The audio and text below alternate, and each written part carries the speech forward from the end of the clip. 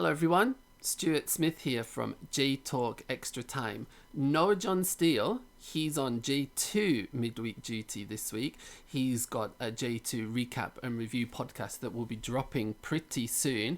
I've got the J3 midweek review to do, so without further ado, let's get on with it.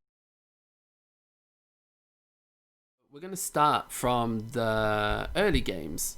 And anybody that listened to our previous podcast will know that the two earlier games were Gruja Iwate Morioka versus Fujieda MyFC and Azul Claro Numazu, who hosted Sagamihara SC. Just to review the reason that those two games took place early, so Iwate kicked off at 3 o'clock and Numazu kicked off at 4 o'clock, that because their floodlights aren't sort of bright enough to deal with a true nighttime midweek action. So that's why there are only 101 people at the Gruja Morioka game and not too many more at the Azul Clara Numazu game. But first of all, Iwate versus Fujieda. So in the first half, there was a very, I'm not sure it's controversial, but there was a confusing penalty given to Morioka, and Kazuhito Kishida put it away with no problems at all. So that was his second goal in consecutive games, which is a pretty decent achievement until you stack it up against Fujieda MyFC's Tsugutoshi Oishi. Now, he scored a hat-trick in the previous round against YSCC at home, and for an encore, what did he do? Well, he came on as sub at half-time when Fujieda were 1-0 down, and within 20 minutes of coming on, he'd scored another hat-trick to kind of cement his reputation as an ace J3 marksman. His second goal in particular came only 30 seconds after he scored his first, and his second goal was a beautiful lob over Morioka's goalkeeper, and yeah, within another 10 minutes he'd scored his hat-trick goal, and yeah, 6 goals in the last 2 games, which is not a very bad return at all. Fujieda just kind of smoothly clicking into gear. They ended up winning this game by 3-1. In the second early game between Numazu and Sagamihara, well, actually, not much to talk about, really. It was 0-0. It was Sagamihara's third 0-0 draw of the season. Obviously, there's not a lot we can kind of discern attacking-wise from either side from this game, but I think a shout-out to Sagamihara's goalkeeper, Victor Ibanez, ex-FC Gifu goalkeeper, who kept his third clean sheet of the year, and I'm pretty sure that's more clean sheets this year than he kept in all of last year for Gifu. So obviously Sagamihara have got some decent defensive setups on the go, and yeah, nothing much to discern from this game. A decent point for both of them, I would assume. So those are the two early games. Now let's look at the evening slate. So there is a full slate of J3 games in the evening. I'll start off with my team, FC Gifu. It was a pretty bad night for Gifu. Gifu lost 2-0 at Ceretzo Osaka under 23s. Pretty limp performance from Gifu. Lots of possession, but not much cutting edge. Yuta Togashi hit the crossbar in the first half, but just before half-time, Ceretzo forward Ryuji Sawakami, he capitalised on some pretty amateurish defending to put Ceretzo under 23 1-0 up. And in the second half, Ceretzo were much the better side. Gifu didn't really threaten. I don't remember Ceretzo's goalkeeper making a save of note, but Masataka Nishimoto's beautiful curling effort from the edge of the area gave Ceretzo their 2-0 lead, and a deserved 2-0 lead, and they ended up holding onto it for the remainder of the game. They picked up their first home win of the year, and from watching the game, I was really impressed with Takuya Shimamura, the Ceretzo under 23 left back. He was at Gifu a couple of years ago under Oki Takeshi, but didn't really make the grade, but he looks like he's beefed up a bit, and he looks like a really good player at left back. So he's one to watch out for. Speaking of Oki Takeshi, his league leading or joint league leading Russell Kumamoto were made to work quite hard for their 1-0 win against Gamba Osaka under 23. It was Oki's birthday yesterday, so this was a very nice birthday present for the Kumamoto boss.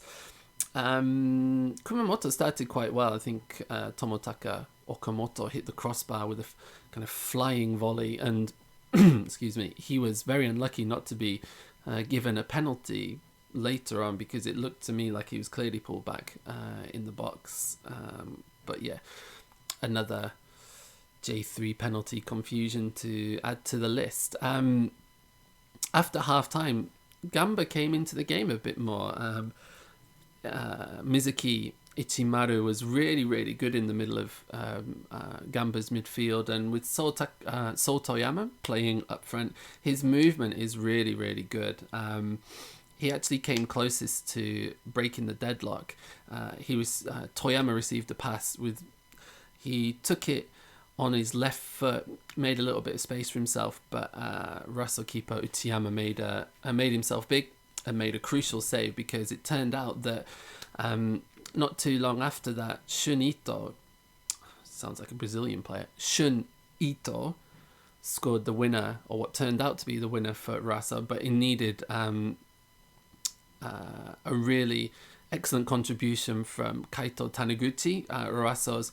I thought he was predominantly a left winger, but he popped up on the right hand side of a counter attack, took his time, didn't rush, picked out Ito with a fine pullback, and Ito didn't really have a lot else to do except put it in the back of the net.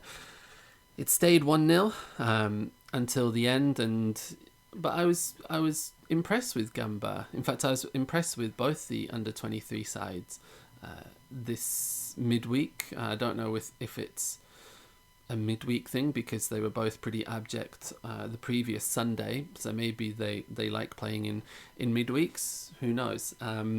But yeah, Gamba put up a good fight, but Roraso are a good side, and Gamba won't be the last team that Roraso Kumamoto see off. I said Roraso Kumamoto are joint up, but they're joint up with Blau Blitz Akita, who made their first trek outside of Tohoku this J3 season, and they went to Katale Toyama. They needed a kind of late goal from substitute Naoki Inoue. It was completely the right place at the right time kind of goal. He found himself right in the middle of the 6-yard box, and on hand to make a relatively simple finish to give Blau Blitz Akita their 4th win on the spin. I'm pretty sure it's the first time in their history that they've done that, and yeah, they are still yet to concede a goal. This was a decent test for them, but yeah, they came through it, and so we've got two teams with 100% records. We've got Blau Blitz Akita, and we've got Raso Kumamoto. Excuse me. Let's move down to Kagoshima, relegated from J2 last year. They hosted Gainare Tottori, but they were beaten 2-1 at home by Tottori, who picked up their 3rd win of the year. This game started relatively well for Kagoshima. They took the lead pretty early on, Edamoto scoring after what can only be described as some pretty amateurish defending from Kagoshima. The game changed in the 27th minute when Kagoshima captain Naoaki Aoyama was given a red card for what looked like a clear professional foul. Not really sure he had any complaints about it. It was a bit weird because pre-game he'd celebrated his 200th appearance, and he marked the ceremony with a red card. From the resulting free kick, because Aoyama had tackled the Gainari forward just outside the penalty area, from the resulting free kick, Naoto Misawa scored. It was a really good hit, but I think it's fair to question the goalkeeper because it was on the goalkeeper's side of the wall. Goalkeepers, in my opinion, shouldn't be beaten if it's their side of the wall. If it goes over the wall or under the wall, fair enough, there's not a lot you can do, but you have to keep your side of the wall guarded, and he didn't do that. But Kagashima's goalkeeper, Onishi's night was just getting started. So just before halftime, he miscontrolled a pass in the area, which led in Gainari Totori striker Sakai to slot into an unguarded net. Really, really poor goalkeeping from Onishi. Kagoshima don't seem to have a lot of luck with goalkeepers, because last year they had An Junsu in goal for them, making mistakes on a weekly basis, and now it's Onishi who's had a little bit of a nightmare in this game. That goal came just before halftime, so from being 1-0 up, Kagoshima actually went into the break 2-1 down. Kagoshima tried to get back into it, but the clearest chance came, I think, in the final minute of additional time. Their fullback Tsunamori got into the penalty area with a free header, but his free header was really well blocked by Gainari goalkeeper Ken Tajiri, and that save proved crucial because it was more or less the last action of the game, and it saved a 2-1 win for Gainari Totori. A very impressive 2-1 win, albeit aided by some pretty lax goalkeeping.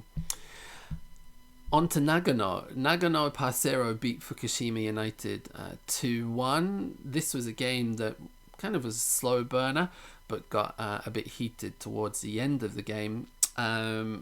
Nagano took the lead pretty early on, Kazuaki Sasso scoring from reasonably close range, probably about 8 or 9 yards out, firing it past Fukushima's goalkeeper. But then late on in the game, substitute Tokac, I'm not really sure if he's got a full name or not, but Tokac leveled things for the visitors. If you watch this goal, I can't believe a free kick wasn't given, because he quite clearly extended his arms and pushed the Nagano defender out of the way to head it past the goalkeeper and into the net.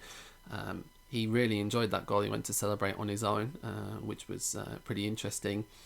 It looked like Fukushima were going to hold on for a point, but the referee, I don't know, subconsciously, if he felt that he missed something in Tokac's goal, but he gave a penalty to Nagano with 2 minutes to go.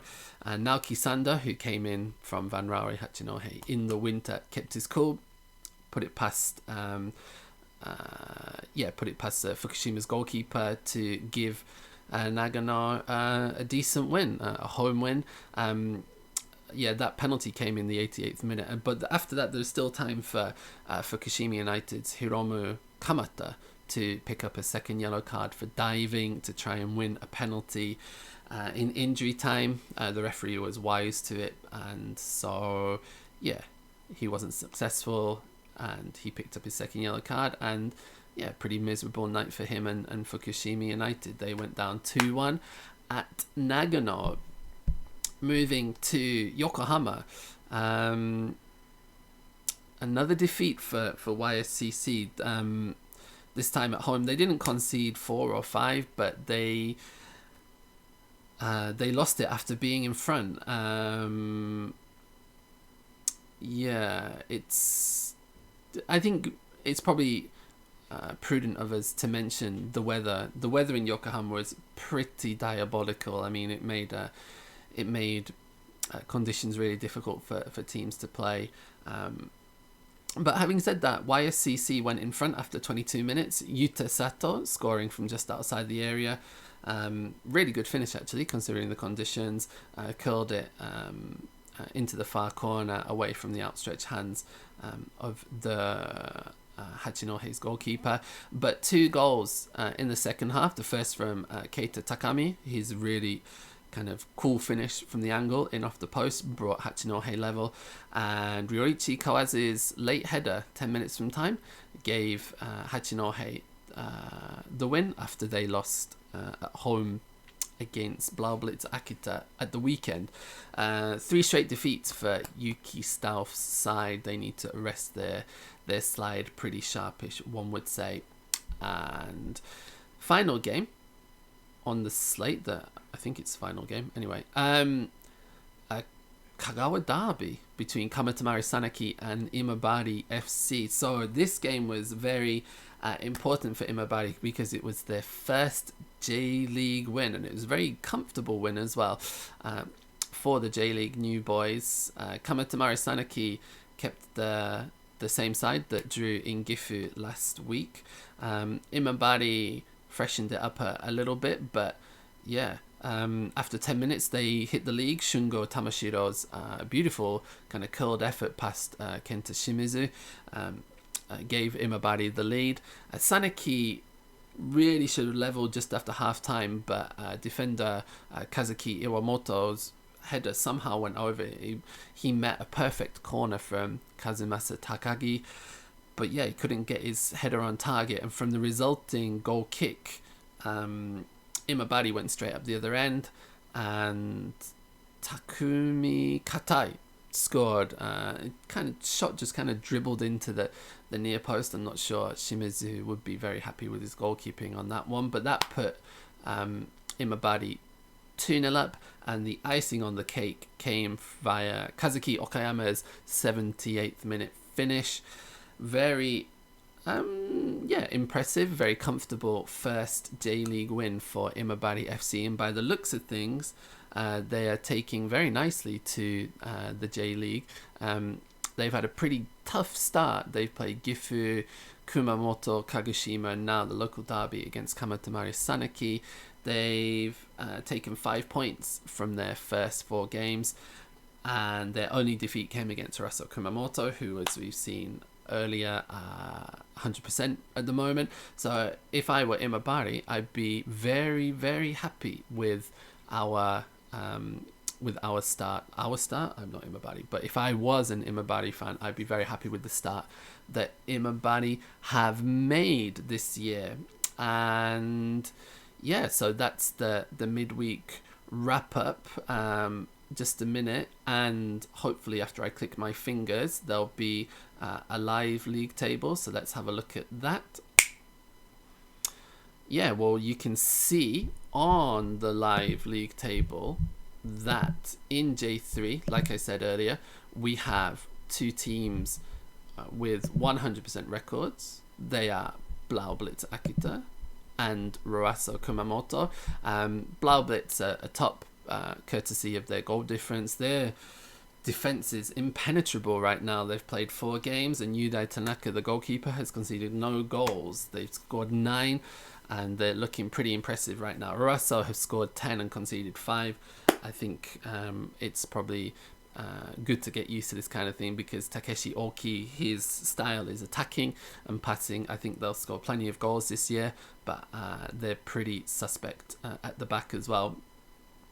Third place, Gainari Totori. Like I said, they scored 3 wins from their first 4 games after their come from behind win at Kagoshima. If we look towards the bottom, there are 3 teams who are still winless: YSCC, Kamatamari Sanaki, and Gruja Morioka. So they all sit on only having picked up 1 point so far, and it's they'll want to get on track soon. If we look at the fixtures for this weekend, again after I click my fingers, so